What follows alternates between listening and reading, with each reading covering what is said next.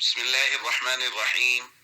عن علي رضي الله تعالى عنه قال قال رسول الله صلى الله تعالى عليه وسلم: تسبحين الله عند منامك 33 وتحمدين الله 33 وتكبرين الله 34. رواه البخاری۔ سیدنا علی رضی اللہ تعالیٰ عنہ بیان فرماتے ہیں ان فاطمہ رضی اللہ تعالی عنہا اتت النبی صلی اللہ علیہ وسلم تسألہ خادمہ، حضرت فاطمہ رضی اللہ تعالیٰ عنہ نبی کریم صلی اللہ علیہ وسلم کے پاس خادم طلب کرنے کے لیے آئیں۔ آپ صلی اللہ علیہ وسلم نے فرمایا: الا اخبرک ما هو خیر لک من، کیا میں ایسی چیز کے بارے میں خبر نہ دوں جو خادم اور غلام سے بھی بہتر اور نفع بخش ہو؟ تو یقیناً حضرت فاطمہ نے عرض کیا: کیوں نہیں یا رسول اللہ، ضرور بتائیے۔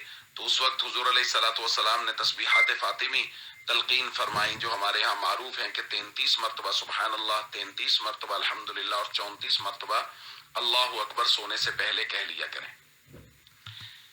دوستو، روایت میں غور کریں تو سیدنا علی المرتضیٰ رضی اللہ تعالیٰ عنہ اس روایت کے راوی ہیں کہ معروف قول یہ بھی ہے کہ 13 رجب آج کی تاریخ میں ان کا یوم ولادت بھی ہے، اور جن سے محبت کرنا نبی کریم صلی اللہ علیہ وسلم نے ایمان کی علامت اور کسوٹی قرار دی ہے۔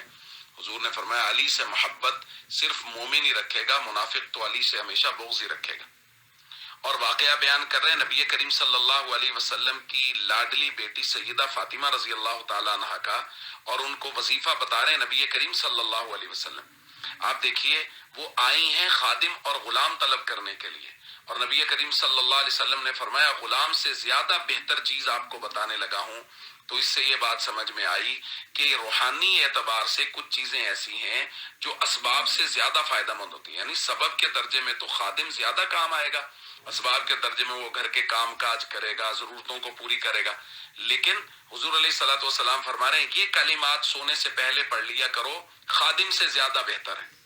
تو بھائی، اس یقین کے ساتھ ان کلمات کو روزانہ کی بنیاد پہ پڑھنے کا معمول بنانا چاہیے کہ یہ ایک خادم اور غلام سے کہیں زیادہ بہتر ہے، چونکہ حضور اپنی ہی مبارک صاحبزادی کو، اپنی بیٹی کو فرما رہے ہیں کہ آپ کے لیے خادم سے زیادہ بہتر یہ کلمات ہیں کہ 33 مرتبہ سبحان اللہ، 33 مرتبہ الحمدللہ اور 34 مرتبہ اللہ اکبر سونے سے پہلے پڑھ لیا کریں۔ یہ خادموں اور غلاموں سے کہیں زیادہ بہتر ہیں، ہمیں اس کا معمول بنانا چاہیے۔ السلام علیکم ورحمۃ اللہ وبرکاتہ۔